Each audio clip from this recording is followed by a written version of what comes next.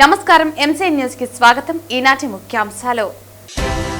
ఘనంగా పలమనేరు శ్రీ తిరుపతి గంగమ్మ ఆలయ పాలకవర్గ ప్రమాణ స్వీకారోత్సవ కార్యక్రమం. ముఖ్య అతిథిగా హాజరైన పలమనేరు శాసనసభ్యులు అమర్నాథ్ రెడ్డి. స్మార్ట్ కార్డుల ద్వారా బియ్యం అక్రమ రవాణా నియంత్రణ అనేది ఒక ప్రయత్నం మాత్రమే. సాంకేతిక పరిజ్ఞానంతో భవిష్యత్తులో బియ్యం అక్రమ రవాణాకు చెక్ పెడతాం. గోడౌన్లలో, రేషన్ షాపులలో త్వరలో సీసీ కెమెరాలను ఏర్పాటు చేస్తాం పేర్కొన్న రాష్ట్ర పౌర సరఫరాల శాఖ మంత్రి నాదెండ్ల మనోహర్. ఏపీ ఎస్పీడీసీఎల్లో భారీ ఎత్తున అవినీతి వ్యవహారం జరుగుతోందని ఆరోపించిన మాజీ డీజీఏబీ వెంకటేశ్వరరావు. తిరుపతి ఏపీ ఎస్పీడీసీఎల్ కేంద్రంగా వైసీపీ కూటమి ప్రభుత్వాలు రెండు భారీ ఎత్తున అవినీతి చేస్తున్నాయని సంచలన ఆరోపణలు. తిరుపతి రూరల్ పోలీస్ స్టేషన్ పరిధిలో జరిగిన పోక్సో కేసులో ముద్దాయి అరెస్ట్. ఇలాంటి క్రూర నేరస్తులకు సమాజంలో స్థానం లేదు.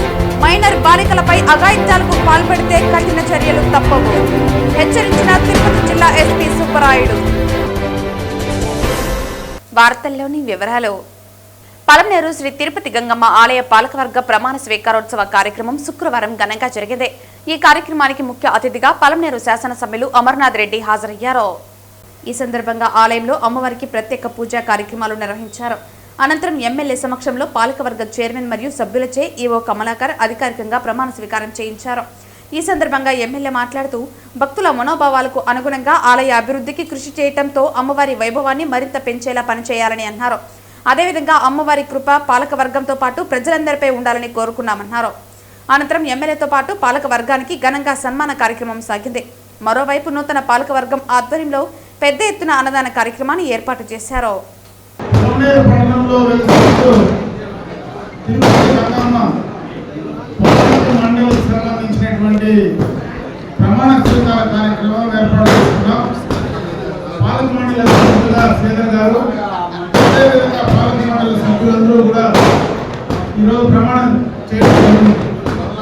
ఎందుకంటే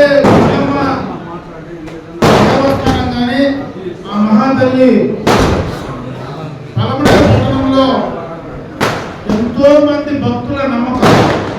అంటే చుట్టుపక్కల పలమనేరు ఒక ప్రాంతం కాకపోయినా చుట్టుపక్కల అన్ని గ్రామాలకు సంబంధించినటువంటి భక్తులు నమ్మకంతో గంగమ్మని కొలిసి మనకు ఏదైనా మంచి జరగాలన్నా ఏదైనా ఇబ్బంది వచ్చినప్పుడు గంగమ్మ మనల్ని కాపాడుతుంది, చల్లగా చూస్తుందనేటువంటి నమ్మకం ఈ ప్రాంతంలో ప్రతి ఒక్కరికి ఉందనేది ప్రతి ఒక్కరికి తెలుసు.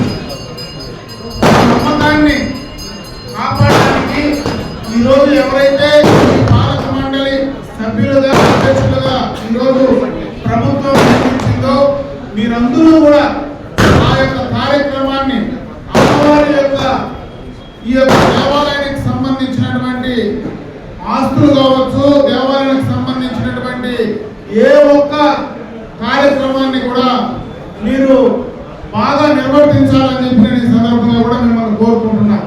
భక్తుల మనోభావాలు ఎక్కడ కూడా ఇబ్బంది లేకుండా వారికి అనుగుణంగా మనోభావాల్ని కాపాడుకుంటూ అమ్మవారి యొక్క నమ్మకాన్ని ప్రజల్లోకి తీసుకెళ్ళడానికి మీరందరూ కూడా పాటుపడాలని చెప్పే సందర్భంగా మిమ్మల్ని అందరినీ కూడా కోరుకోవడం జరుగుతుంది.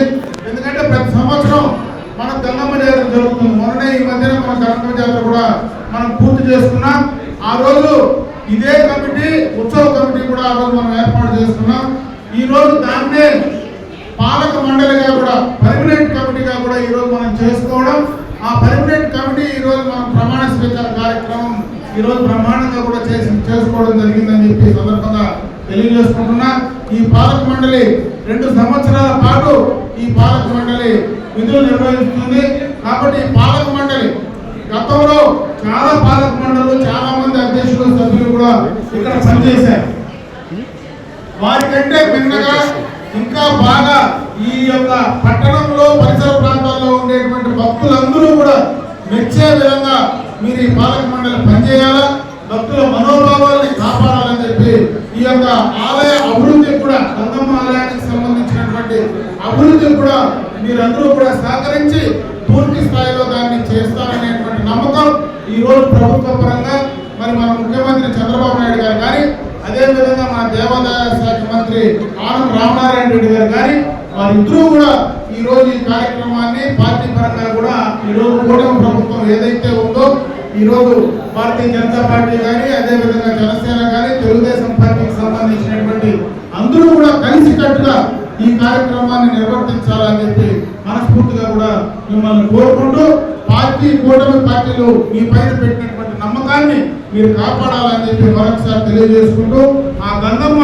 ఆశీస్సులు ఈ యొక్క పాలక మండలికి ఉండాలని చెప్పి నేను కూడా మనస్ఫూర్తిగా మిమ్మల్ని కోరుకుంటూ ఆ గంగమ్మ గారు మీరు ఆ గంగమ్మ అమ్మవారు మీ అందరికీ కూడా ధైర్యాన్ని బలాన్ని కూడా ప్రసాదించాలని చెప్పి మరొకసారి తెలియజేసుకుంటూ సెలవు తీసుకుంటాం.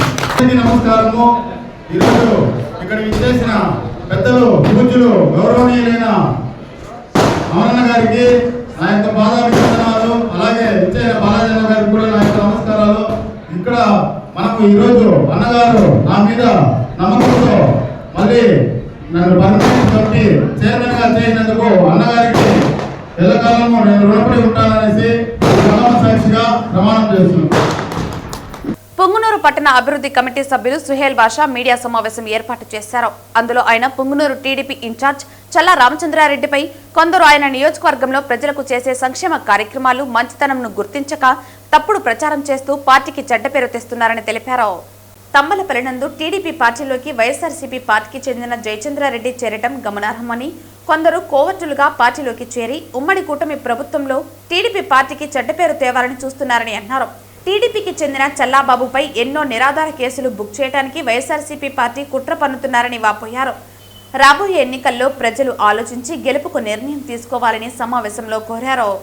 గత 2-3 రోజుల నుండి పుంగనూరు నియోజకవర్గంలో కొన్ని విషయాలపైన మా ఇన్ఛార్జ్ వర్యులు కానివ్వండి, అదేవిధంగా పుంగనూరు నియోజకవర్గ తెలుగుదేశం పార్టీ నాయకులపైన కానివ్వండి, కొంతమంది వైఎస్ఆర్సీపీ నాయకులు కుట్ర పన్ని వస్తున్నటువంటి రానున్న రోజుల్లో స్థానిక సంస్థ ఎన్నికలు వస్తున్నాయి కాబట్టి అందులో భాగంగా పుంగనూరు నియోజకవర్గ ప్రజలను మభ్యపెట్టడానికి, అదేవిధంగా తెలుగుదేశం పార్టీలో ఉన్నటువంటి నాయకులను కార్యకర్తలను ప్రలోభాలకు గురి చేసి మా నాయకుల మధ్యలో చిచ్చు రేగొట్టి ఏదైతే టెర్రరిస్టులు, తీవ్రవాదులు, మతోన్మాదుల కన్నా ఘోరంగా తయారైనటువంటి కోవట్టులు కొంతమంది మా పార్టీలో చేరి ఈరోజు మా మధ్య విభేదాలు సృష్టించి తెలుగుదేశం పార్టీని, మా ప్రభుత్వానికి చెడ్డ పేరు తీసుకురావాలని చెప్పి ఎన్నో పన్నాగాలు ప్రయత్నాలు చేస్తున్నారు.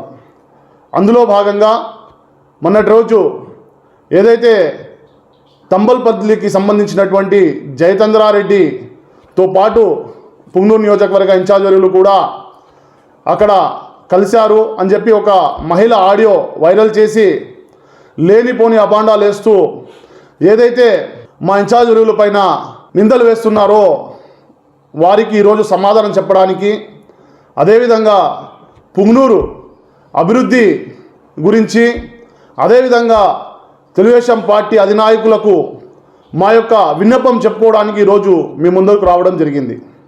అందులో భాగంగానే సుమాసానంగా ఏదైతే మా ఇన్ఛార్జ్ వర్యుల పైన ఒక మహిళతో సిఎస్ అని చెప్తూ మాట్లాడినటువంటి వ్యక్తి వైఎస్ఆర్సీపీకి చెందినటువంటి ఒక కోవర్టుగా మేము భావిస్తూ ఆ వ్యక్తిని వెంటనే చట్టపరంగా శిక్షించే విధంగా చర్యలు తీసుకుంటాం. అదేవిధంగా మా ఇన్ఛార్జ్ వర్యులకు ఎలాంటి సంబంధం లేకపోయినా మా ఇన్ఛార్జ్ వర్యుల పేరు తీసుకొని, అదేవిధంగా పుంగనూరు పేరు తీసుకొని తెలుగుదేశం పార్టీని, పుంగనూరు నియోజకవర్గ తెలుగుదేశం పార్టీ నాయకులకు అభాండాలు వేస్తూ మా యొక్క కష్టాన్ని, మా యొక్క మాన ప్రాణాలు పెట్టి ప్రతిపక్షంలో కానివ్వండి, ఈరోజు అధికారంలో ఉన్నప్పుడు కూడా మేము పోరాటం చేస్తూ ఉంటే ఈరోజు మా మాన ప్రాణాలను ప్రణంగా పెట్టినటువంటి తెలుగుదేశం పార్టీ కార్యకర్తలు, 100ల మంది జైలుకు వెళ్ళినటువంటి కార్యకర్తలను ఈరోజు కించపరుస్తూ వైఎస్ఆర్సీపీ కార్యకర్తలు, నాయకులు సునకానందం పొందుతున్నారు. వాళ్ళకి సూటిగా హెచ్చరిస్తున్నాం, మీరు ఎన్ని కుట్రలు పన్నినా, ఎన్ని షడ్యంత్రాలు చేసినా కౌరవులు కౌరవులే, పాండవులు పాండవులే, మీరు గుర్తుపెట్టుకోవాలని చెప్పి హెచ్చరిస్తా ఉన్నా. చిత్తూరు నగర మున్సిపల్ కార్పొరేషన్ మాజీ మేయర్ అనురాధ మరియు ఆమె భర్త కటారి మోహన్ హత్య కేసులో ఈరోజు 9వ అదనపు జిల్లా జడ్జి కోర్టు చిత్తూరు నుండి తీర్పు వెలువడనున్న నేపథ్యంలో పోలీసులు విస్తృత భద్రతాపరమైన బందోబస్తులు ఏర్పాటు చేశారు.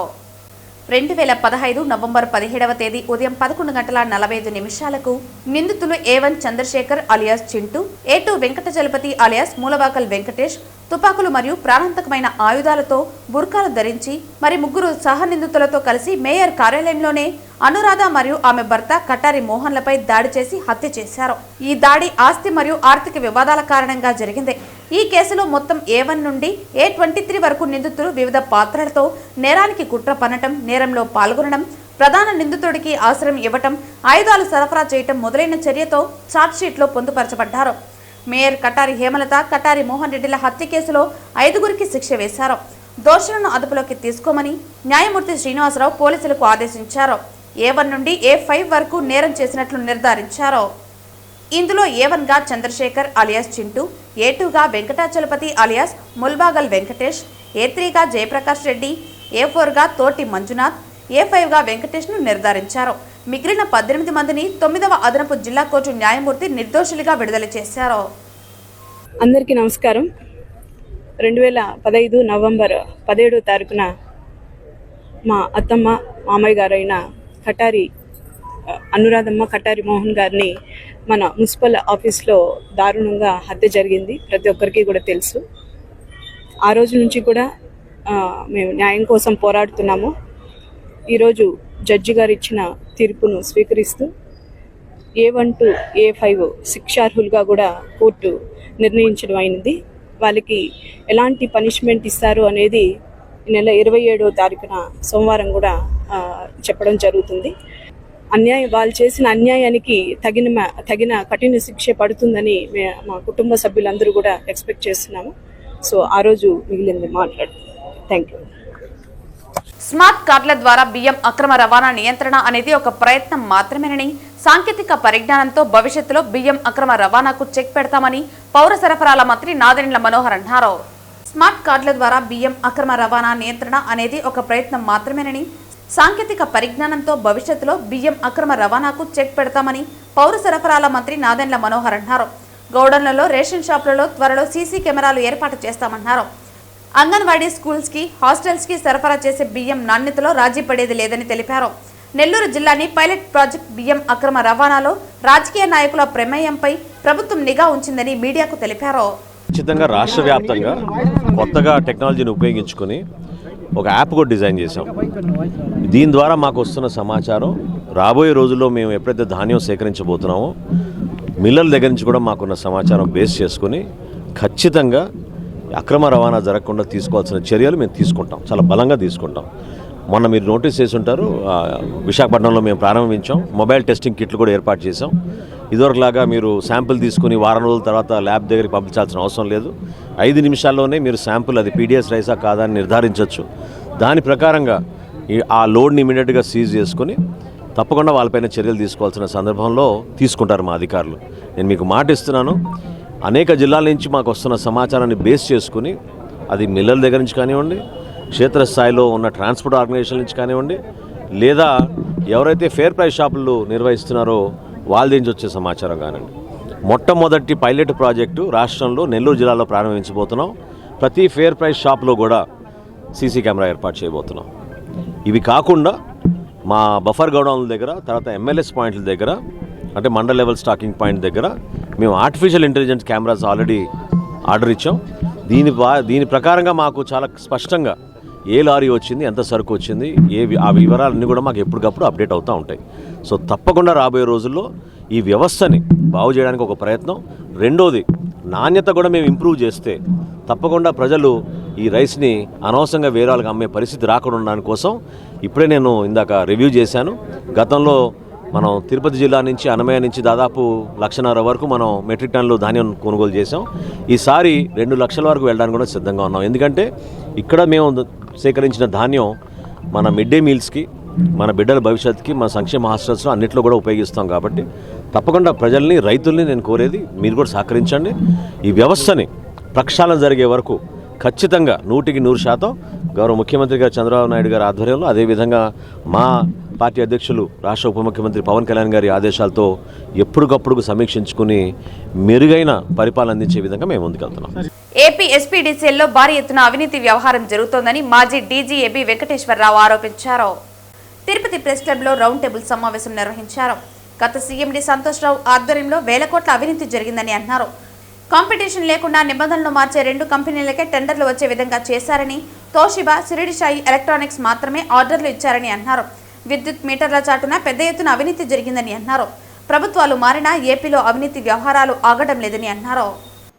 నాకు అనుమానం ఏమిటంటే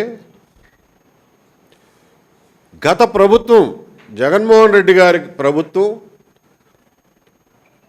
వెరపు లేకుండా నిస్సిగ్గుగా 2023లో మొదలుపెట్టినటువంటి ఈ దోపిడీ కార్యక్రమాన్ని అదే స్థాయిలో ఈ ప్రభుత్వం కూడా కొనసాగిస్తోంది అని అంటే ఈ మాఫియా నుంచి ఎస్పీడీసీఎల్ని, రాయలసీమ ప్రజల్ని, తద్వారా ఆంధ్రప్రదేశ్ ప్రజల్ని విముక్తి చేసే కెపాసిటీ అసలు ఈ గవర్నమెంట్కి ఉందా లేదా అని నాకు అనుమానం. ఈ మాఫియా నుంచి మన విముక్తి చేసే కెపాసిటీ, శక్తి సామర్థ్యాలు ఈ ప్రభుత్వానికి ఉన్నాయా లేవా అనేది నాకు అనుమానం కలుగుతూ ఉంది. వీళ్ళు మాఫియా మోనోపలి అయిపోయి, మాఫియా ఒక్కడి వల్ల కాదు, ఒక షిరిడి సాయి ఎలక్ట్రిసిటీ కంపెనీ ఒక్కడి వల్ల కాదు, వాళ్ళకు కావలసినటువంటి వస్తు సామాగ్రి మొత్తం ఎస్పీడీసీఎల్లో ఏర్పరచుకున్నారు. పర్చేజ్ డైరెక్టర్ ఎవడు, ఫైనాన్స్ డైరెక్టర్ ఎవడు, ఆపరేషన్స్ డైరెక్టర్ ఎవడు, క్వాలిటీ కంట్రోల్ చీఫ్ ఇంజనీర్ ఎవడో, లేకపోతే డిఈనో ఏదో స్థాయి, ఆపరేషన్స్ వాడు స్టోర్ మెయింటైన్ చేసేది ఎవడు, అకౌంట్స్లో కూర్చునేది ఎవడు, ఆడిట్ చేసేది ఎవడు, ఈ మొత్తం కరెక్ట్గా ఇరికిచ్చేశారు మనుషుల్ని. అందులోకి ఎవడో ఎంటర్ కావడానికి వీల్లేదు, అది ఒక సాలిగూడు. వీళ్ళు ఇంకోటి ఏం చేశారు, అసలు సప్లై చేయకుండానే డబ్బులు తీసుకుని వాళ్ళ కింద పనిచేసే సబ్ కాంట్రాక్టర్లకు మాత్రం డబ్బులు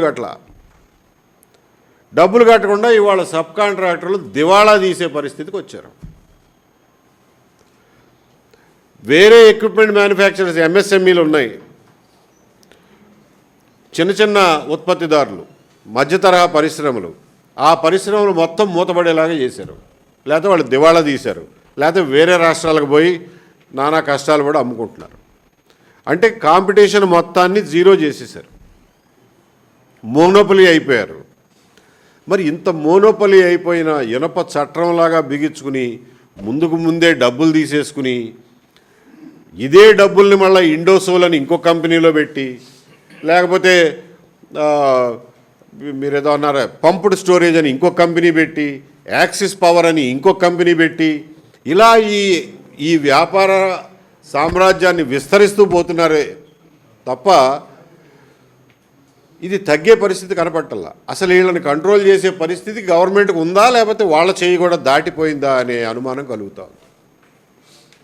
కర్నూలు వద్ద నిన్న అర్ధరాత్రి వేమూరు కావేరీ బస్సు బైక్ ను ఢీకొని జరిగిన అగ్ని ప్రమాదంలో సుమారు 20 మంది అభంశుభం ఎరుగని ప్రయాణికుల ప్రాణాలు కాలి బూడిదవడం హృదయ విదారకమని, వారి ఆత్మకు శాంతి కలగాలని, వారి కుటుంబాలకు ఆ భగవంతుడు మనోధైర్యాన్ని కల్పించాలని బీజేపీ నేత నవీన్ కుమార్ రెడ్డి తన ప్రగాఢ సానుభూతిని తెలియజేశారు. ఈ సందర్భంగా బీజేపీ నేత నవీన్ మాట్లాడుతూ, రాష్ట్ర వ్యాప్తంగా ఉన్న కొంతమంది ఆర్టీఓ, బ్రేక్ ఇన్స్పెక్టర్ల నిర్లక్ష్యం ప్రైవేట్ ట్రావెల్స్ బస్సు ప్రయాణికుల పాలిట శాపంగా మారిందన్నారు. ప్రైవేట్ ట్రావెల్స్ బస్సులను రోడ్డు రవాణా సంస్థ అధికారులు నిరంతరం తనిఖీలు చేయకపోవడంతో తరచూ ప్రమాదాలు జరిగి ప్రయాణికుల ప్రాణాలు గాలిలో కలిసిపోతున్నాయన్నారు. దేశవ్యాప్తంగా సుదూర ప్రాంతాలకు వెళ్లే ప్రైవేటు ట్రావెల్స్ బస్సులలో ప్రయాణం చేసే ప్రయాణికుల పాలిట శాపంగా మారిందన్నారు. ప్రైవేట్ ట్రావెల్స్ బస్సులు రాత్రిపూట ఓవర్ స్పీడ్ డ్రైవ్ చేయడంతో కొన్ని సందర్భాలలో ప్రమాదాలకు కారణమవుతున్నాయన్నారు. దీనికి ప్రధాన కారణం హైదరాబాద్, బెంగళూరు, చెన్నై లాంటి మెట్రో నగరాలలో ఉదయం 6 గంటల తర్వాత సిటీలోకి అక్కడికి పోలీసులు అనుమతించకపోవటమే అని, ప్రయాణికులను డ్రాపింగ్ పాయింట్ దగ్గర దించాలన్న ఆలోచనతో రాత్రిపూట పరిమితికి మించిన వేగంతో బస్సులు నడుపుతున్నారని, ఆర్టీఓ, పోలీస్, బ్రేక్ ఇన్స్పెక్టర్ల అధికారుల సంయుక్త పర్యవేక్షణ తరచూ లేకపోవడంతో ప్రమాదాలు జరుగుతున్నాయన్నారు. ప్రైవేట్ బస్సులలో 8 గంటల మించి సుదూర ప్రాంతాలకు రాత్రిపూట వెళ్లే ప్రైవేటు బస్సులలో ఖచ్చితంగా డబుల్ డ్రైవర్లు ఉండాలన్న ప్రభుత్వ నిబంధనలను కొన్ని ట్రావెల్స్ యాజమాన్యం గాలికి వదిలేయడంతో ప్రమాదాలు జరుగుతున్నాయన్నారు. ఏపీ సీఎం చంద్రబాబు నాయుడు, రవాణా శాఖ మంత్రి రాంప్రసాద్ రెడ్డి వెంటనే రాష్ట్ర రోడ్డు రవాణా సంస్థ ఉన్నత అధికారులతో ప్రైవేట్ ట్రావెల్స్ బస్సు యాజమాన్యంతో రోడ్డు ప్రమాదాలను పూర్తిగా నివారించేందుకు తీసుకోవాల్సిన జాగ్రత్తలపై సమీక్ష జరిపి కఠినమైన నిర్ణయాలు తీసుకుని అమలు చేయాల్సిన అవసరం ఉందని ఏపీ సీఎంకి నవీన్ విజ్ఞప్తి చేశారు. ఈ ప్రైవేట్ ట్రావెల్స్ బస్సులు యాజమాన్యం ఒత్తిడి వల్ల డ్రైవర్లు పోటీలు పడి ప్రజల్ని ఎక్కించుకోవడం, యాత్రికుల్ని ఈరోజు హైదరాబాదే అనుకోండి, తిరుపతి నుంచి హైదరాబాద్ పోవాలంటే హైదరాబాద్ సిటీలో ఉదయం 6 గంటల తర్వాత ప్రైవేట్ బస్సుల్ని అలో చేయరండి. కాబట్టి వీళ్ళు 11 వరకు తిరుపతి పట్టణంలోనే తిరిగి 12కో ఎక్కడికో ఎత్తారు. మధ్యలో భోజనం అంటారు, టీ అంటారు, నిలిపేస్తారు. ఆ టయానికి అక్కడ గమ్యస్థానం చేరుకోవాలని చెప్పని 6 గంటల లోపలనే వెళ్ళాలని చెప్పని విపరీతమైనటువంటి స్పీడ్తో కూడా వెళ్తున్నాయి బస్సులు. ఈ ప్రత్యక్షంగా చూసిన వాళ్ళు చెప్తున్నా కూడా అధికారులు ఎందుకు ఈరోజు స్పందించడం లేదో ఆశ్చర్యకరంగా ఉంది. ఈరోజు బస్సులో ప్రయాణం చేసే ప్రయాణికులకు తెలియదండి. వాళ్ళు స్లీపర్ కోచ్ల్లో, ఏసీ కోచ్లు, ఈరోజు ప్రైవేట్ ట్రావెల్స్ బస్సులు చూస్తే పైన పటారం లోన లొటారం అన్నట్లు తయారైపోయింది. పైకేమో బ్రహ్మాండంగా ఉంటాయి, లోపల పోతే అక్కడ ఆ బెడ్లు, ఆ బెడ్షీట్లు, కర్టన్లు వేసేసినామంటే ప్రపంచమే తెలియదు. బయట ఏం జరుగుతుందో, బస్సు ఎక్కడ నిలిపాడో, ఎక్కడ పోతుందో ఎవరికి తెలియదండి. అలాంటి సమయంలో అర్ధరాత్రి వేళ అగ్ని ప్రమాదం జరిగితే ఇలాంటి ప్రమాదాలు, ప్రాణ నష్టం జరుగుతుందండి. కాబట్టి నేను ఈరోజు రాష్ట్ర ప్రభుత్వాన్ని విజ్ఞప్తి చేస్తున్నా, ఎవరైతే రాష్ట్ర వ్యాప్తంగా ఆర్టీఓ అధికారులు ఉన్నారో వాళ్ళని ఖచ్చితంగా ప్రతి బస్సుని తనిఖీలు చేసి ఫిట్నెస్ సర్టిఫికేట్ ఇచ్చిన తర్వాతే ఫిజికల్ వెరిఫికేషన్ ఉండాలండి. ఆన్లైన్ వెరిఫికేషన్లో ఇలాంటి పనికిరాని బస్సులన్నీ కూడా పెట్టి చేసుకునేస్తున్నారు. అలాంటి దానివల్ల ఇలాంటి ప్రమాదాలు జరుగుతున్నాయి. రాత్రి ఆ డ్రైవర్లు ఎక్కడ ఏ డాబా కాడ దిగుతారో తెలియదు.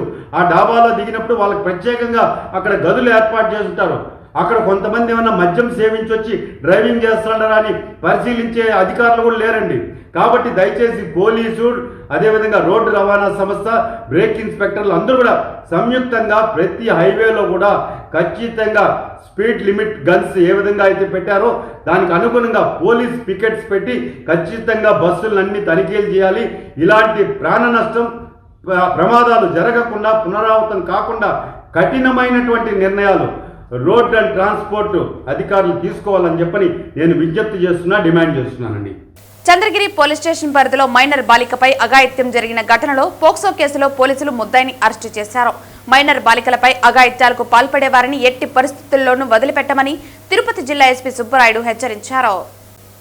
మైనర్ బాలిక కుటుంబంతో పరిచయం ఉన్న ముద్దాయి కోలా దిలీప్ కుమార్ గత 6 నెలలుగా ప్రేమ పేరుతో బాలికను వేధించడం జరుగుతోంది. గత రాత్రి 9 గంటల సమయంలో బాలిక ఇంటి వద్దకు వెళ్లి ఆమె చేతిని పట్టుకుని నిన్ను ప్రేమిస్తున్నాను, నన్ను ప్రేమించకపోతే నిన్ను, నీ కుటుంబాన్ని చంపేస్తానని బెదిరించాడు.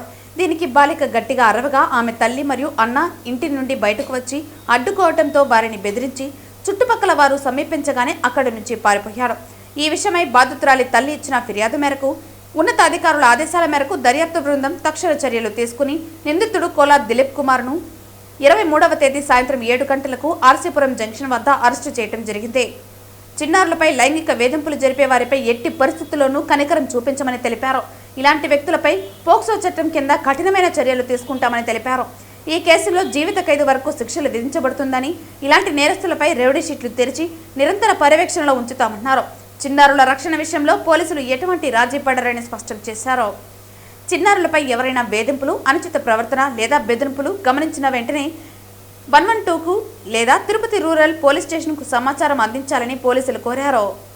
సమాచారం అందించిన వారి వివరాలను గోప్యంగా ఉంచబడుతుందని అన్నారు. ఎవరైనా సరే మైనర్ బాలికల మీద ఎటువంటి అఘాయిత్యాలు చేసినా, ఇలా ప్రేమ పేరుతో వేధించినా కూడా తప్పనిసరిగా వాళ్ళందరి మీద కూడా సస్పెక్ట్ షీట్స్ ఓపెన్ చేస్తాం. వాళ్ళ భద్రతకు సంబంధించి చర్యలన్నీ తీసుకుంటాం. అదేవిధంగా దీన్ని సమాజం కూడా కొంచెం ఆలోచించాల్సిన అవసరం ఉంది. తల్లిదండ్రులు కానీ, గ్రామస్తులు కానీ, గ్రామ పెద్దలు కానీ కొంత ఆలోచించాల్సిన అవసరం ఎంతైనా ఉంది. ఇటువంటి వ్యక్తులను ఏం చేయాలి, ఏం సంగతిని. సో చట్టం తన పని తాను చేసుకొని పోతుంది. అయినప్పటికీ కూడా ఇప్పుడు ఇలా ఇంకొక ఏ వ్యక్తి అయినా కూడా మైనర్ అమ్మాయిల మీద ఇలా ప్రేమ పేరుతో వేధించినా, ప్రేమ పేరుతో అఘాయిత్యాలు చేసినా కూడా ఖచ్చితంగా PD act proposals, PD act impose చేస్తాం వాళ్ళ మీద. మళ్ళీ తప్పనిసరి కోర్టుకు, జైలుకు కూడా పంపుతాం. మా ఎస్పీ గారి కూడా ఈ విషయంలో చాలా కఠినమైన చర్యలు తీసుకోమని చెప్పారు. మైనర్ అమ్మాయిల విషయంలో ఎట్టి పరిస్థితుల్లో పోలీస్ డిపార్ట్మెంట్ నిబద్ధతతో పనిచేస్తుంది. కాబట్టి తల్లిదండ్రులకు మా విజ్ఞప్తి, టీచర్స్కి కూడా మా విజ్ఞప్తి, దయచేసి పిల్లల్ని గమనించండి. మీ స్కూల్లో ఉన్నంత వరకు మీ స్కూల్లో మీరు పిల్లలు ఏం చేస్తున్నారు, ఎవరితో మాట్లాడుతున్నారు, ఏం సంగతి, ఫోన్లు ఉన్నాయా లేవా కొంచెం గమనించండి. అదేవిధంగా తల్లిదండ్రులు కూడా మైనర్ అమ్మాయిలకు ఫోన్లు కొనిచ్చి వాళ్ళకి ఏదో ఫోన్ ఇచ్చి వాళ్ళు ఎవరితో మాట్లాడుతున్నారో తెలియకుండా ఆఖరికి ఇట్లాంటి సమస్యలు వచ్చినప్పుడు తలబాదుకుంటే ప్రయోజనం లేదు. చెప్తారే చేతులు గాలినాక ఆకులు పట్టుకున్నట్టు ఏదో అంటారు కదా, అలా కాకుండా ముందే పిల్లల్ని చాలా జాగ్రత్తగా కాపాడుకోవాలి, జాగ్రత్తగా చూడాలి. వాళ్ళ పిల్లలకు డిసిప్లిన్ నేర్పించాల్సిన బాధ్యత మొట్టమొదట తల్లిదండ్రులకే. Thank you. Tirupati municipal council సమావేశం జరుగుతూ ఉండగా అధికార కూటమి పార్టీకి చెందిన వ్యక్తులు సెనెట్ హాల్లోకి ప్రవేశించి కార్పొరేటర్పై దాడి చేసిన ఘటనపై తిరుపతి ఎంపీ గురుమూర్తి తీవ్ర ఆగ్రహం వ్యక్తం చేశారు. కౌన్సిల్ సమావేశంలో మాట్లాడుతూ తిరుపతిని గ్రేటర్ తిరుపతిగా విస్తరించే అంశాన్ని ప్రధాన అజెండాగా పెట్టాలని కోరారు. ప్రజల సమస్యలపై చర్చించాల్సిన పవిత్ర వేదిక అయిన కౌన్సిల్ హాల్లో పట్టపగలు గూండాయిజాన్ని ప్రోత్సహించడం ప్రజాస్వామ్యంపై జరిగిన దాడి అని ఎంపీ మండిపడ్డారు. పవిత్ర పుణ్యక్షేత్రం తిరుపతిలో భద్రత ఉండాల్సిన సమావేశ మందిరంలోనూ దాడులు జరగడం ప్రభుత్వ వైఫల్యమని స్పష్టం చేశారు. గతంలో డిప్యూటీ మేయర్ ఎన్నికల సమయంలో తమ కార్పొరేటర్లను అపహరించడానికి బయట దాడులకు పాల్పడితే ఇప్పుడు ఏకంగా సెనెట్ హాల్ లోపలే దాడి జరగడం కూటమి ప్రభుత్వ అరాచక పాలనకు నిదర్శనమని ఆయన పేర్కొన్నారు. మంచి అజెండాపై చర్చ జరుగుతున్న సమయంలో దానిని అడ్డుకునేందుకే కుట్రపూరితంగా ఈ దాడి జరిపించారని ఆయన ఆరోపించారు. కూటమి ప్రభుత్వం రౌడీయిజాన్ని ప్రోత్సహిస్తోందా అని ప్రశ్నించిన ఎంపీ దాడికి పాల్పడ్డ వారిపై కఠిన చర్యలు తీసుకోవాలని డిమాండ్ చేశారు. ఇటువంటి అరాచక ఘటనలు పునరావృతం కాకుండా చూడాల్సిన బాధ్యత ప్రభుత్వానిదని, ప్రజాస్వామ్యాన్ని కాపాడేందుకు వైఎస్ఆర్సీపీ నిరంతరం పోరాడుతుందని స్పష్టం చేశారు. చాలా ఇంపార్టెంట్ ఇష్యూ అయినటువంటి తిరుపతి గ్రేటర్ మున్సిపల్ కార్పొరేషన్ పరిధికి సంబంధించినటువంటి డిస్కషన్ నడుస్తున్న క్రమంలో కూటమికి సంబంధించినటువంటి నాయకుడు అనుచరుడు సడన్గా సమావేశ మందిరంలోకి ఎంట్రై మా కార్పొరేటర్ అయినటువంటి తమ్ముడు గణేష్ మీద దాడి చేయడం జరిగింది. ఇది అత్యంత హేయమైన చర్య. ఇది మొదటిసారి కాదు, ఇది రెండవసారి. ఇదే ఎస్వి యూనివర్సిటీ సెనెట్ హాల్లో డిప్యూటీ మేయర్ ఎలక్షన్కు సంబంధించి కౌంటింగ్ జరుగుతున్న సమయంలో ఈ సెనెట్ హాల్ ముందే దాడి చేసి బస్సు మీద దాడి చేసి కార్పొరేటర్ని అపహరించడం జరిగింది. ఈరోజు విషయంలో ఈ కూటమి ప్రభుత్వం ఉదాసీనత వ్యవహరించడం వల్లే ఈరోజు సమావేశ మందిరం లోపలికి వచ్చి కార్పొరేటర్ మీద దాడి చేసే సాహసం ఈ కూటమి నేతలు చేశారు. ఈ పవిత్ర పుణ్యక్షేత్రంలో లా అండ్ ఆర్డర్ అనేది అత్యంత ప్రధాన అంశంగా ఉండాల్సినటువంటి ఇష్యూ ఇది. దేశ ప్రధానులు, ప్రెసిడెంట్ల దగ్గర నుంచి ఇతర దేశాల వివిఐపీల వరకు, సామాన్య మానవుడి వరకు ఈ ప్రాంతాన్ని విజిట్ చేస్తారు. అలాంటిది ఎంతో కట్టుదిట్టమైనటువంటి లా అండ్ ఆర్డర్ నిర్వహించాల్సినటువంటి పోలీస్ వ్యవస్థ కానీ నిద్రపోతుందా? ఎందుకు దాడి చేసిన వాళ్ళ మీద చర్యలు తీసుకోలేదు? అప్పుడు ఈరోజు ఆ ఇన్సిడెంట్ ఈజీగా ఈ ప్రభుత్వం తీసుకోవడం వల్ల ఈరోజు సమావేశ మందిరంలోకి మళ్ళా రెండవసారి వచ్చి దాడి జరగడం జరిగింది. ఆల్రెడీ మా కార్పొరేటర్ తమ్ముడు గణేష్ గారు తిరుపతి గ్రేటర్ మున్సిపాలిటీకి సంబంధించినటువంటి ఇష్యూ మీద, దాని యొక్క ఆవశ్యకత మీద, దీనికి సంబంధించినటువంటి ఎందుకు ఇంపార్టెన్సు, దీన్ని పోస్ట్పోన్ చేయకూడదు, దీన్ని ప్రధాన అంశంగా తీసుకొని మనం ముందుకెళ్ళాలి. ఏదైనా విషయాలు మళ్ళీ దృష్టికి వచ్చినప్పుడు మళ్ళీ కావాలంటే సమావేశమై అమెండ్ చేయొచ్చు అనే దృష్టితో మాట్లాడుతున్నారు. దాని మీద కూటమి నాయకులు లేదు దీన్ని పోస్ట్పోన్ చేయాలని మాట్లాడుతున్న క్రమంలో వాళ్ళకు సంబంధించినటువంటి ఒక అనుచరుడు వచ్చి దాడి చేయడం జరిగింది. వైఎస్ఆర్ కాంగ్రెస్ పార్టీ దీని మీద తీవ్రంగా హెచ్చరిస్తూ ఉన్నాం. దీని మీద మళ్ళీ జాతీయ సంస్థలు, దర్యాప్తు సంస్థలు కంప్లైంట్ చేయడం జరుగుతుంది. ఇలాంటి ఘటనల్ని కూటమి ప్రభుత్వం ప్రోత్సహిస్తూ రౌడీ రాజ్యాన్ని తలపిస్తూ ఉంది.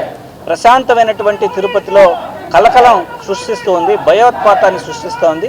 దీన్ని ఎట్టి పరిస్థితుల్లో వైఎస్ఆర్ కాంగ్రెస్ పార్టీ ఒప్పుకోదు, ఖచ్చితంగా ఖండిస్తూ ఉన్నాం. తిరుపతి రూరల్ మండలం వేదాంతపురం వద్ద స్వర్ణముఖి నదిలో విషాదం చోటు చేసుకుంది. వేదాంతపురం పంచాయతీ అగ్రహారం గ్రామానికి చెందిన 7 యువకులు బిల్లాస్ వెనుక ఉన్న స్వర్ణముఖి నదిలో ఈత కోసం వెళ్లారు. నీటిలో స్నానం చేస్తూ ఇసుక దిబ్బలపై ఆడుతుండగా అకస్మాత్తుగా వచ్చిన వరద నీటి ప్రవాహంలో యువకులు చిక్కుకున్నారు. ఇందులో విష్ణు, మణిరత్నం, కృష్ణ అనే ముగ్గురు సురక్షితంగా బయటపడ్డారు. ప్రకాష్, చిన్న, తేజు, బాలు అనే నలుగురు నదిలో గల్లంతైనట్లు గుర్తించారు. గల్లంతైన నలుగురి కోసం స్థానికులు మరియు పోలీసులు గాలింపు చర్యలు కొనసాగిస్తున్నారు. అతి కష్టం మీద బాలు అనే యువకుడిని గుర్తించి బయటకు తీసి CPR చేశారు. అప్పటికే మృతి చెందినట్లు గుర్తించారు. మిగిలిన ముగ్గురి కోసం గాలిస్తున్నారు. పోలీస్, రెవెన్యూ ఉన్నత అధికారులు ఘటనా స్థలానికి చేరుకున్నారు. పూర్తి వివరాలు తెలియాల్సి ఉంది.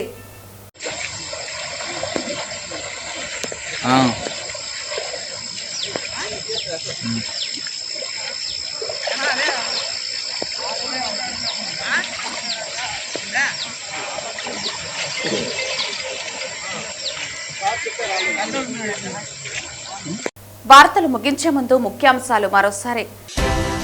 ఘనంగా పలమనేరు శ్రీ తిరుపతి గంగమ్మ ఆలయ పాలకవర్గ ప్రమాణ స్వీకారోత్సవ కార్యక్రమం. ముఖ్య అతిథిగా హాజరైన పలమనేరు శాసనసభ్యులు అమర్నాథ్ రెడ్డి. స్మార్ట్ కార్డుల ద్వారా బియ్యం అక్రమ రవాణా నియంత్రణ అనేది ఒక ప్రయత్నం మాత్రమే. సాంకేతిక పరిజ్ఞానంతో భవిష్యత్తులో బియ్యం అక్రమ రవాణాకు చెక్ పెడతాం. గోడౌన్లలో, రేషన్ షాపులలో త్వరలో CC కెమెరాలను ఏర్పాటు చేస్తాం పేర్కొన్న రాష్ట్ర పౌర సరఫరాల శాఖ మంత్రి నాదెండ్ల మనోహర్. ఏపీ SPDCL భారీ ఎత్తున అవినీతి వ్యవహారం జరుగుతోందని ఆరోపించిన మాజీ DGAB Venkateswara Rao. Tirupati AP SPDCL కేంద్రంగా వైసీపీ కూటమి ప్రభుత్వాలు రెండు భారీ ఎత్తున అవినీతి చేస్తున్నాయని సంచలన ఆరోపణలు. తిరుపతి రూరల్ పోలీస్ స్టేషన్ పరిధిలో జరిగిన పోక్సో కేసులో ముద్దాయి అరెస్ట్. ఇలాంటి క్రూర నేరస్తులకు సమాజంలో స్థానం లేదు. మైనర్ బాలికలపై అఘాయిత్యాలకు పాల్పడితే కఠిన చర్యలు తప్పవు. హెచ్చరించిన తిరుపతి జిల్లా SP సుబ్బరాయుడు. ఈ వార్తలు ఇంతటితో సమాప్తం. తిరిగి వార్తల్లో మళ్ళీ కలుద్దాం. అంతవరకు సెలవు. నమస్కారం.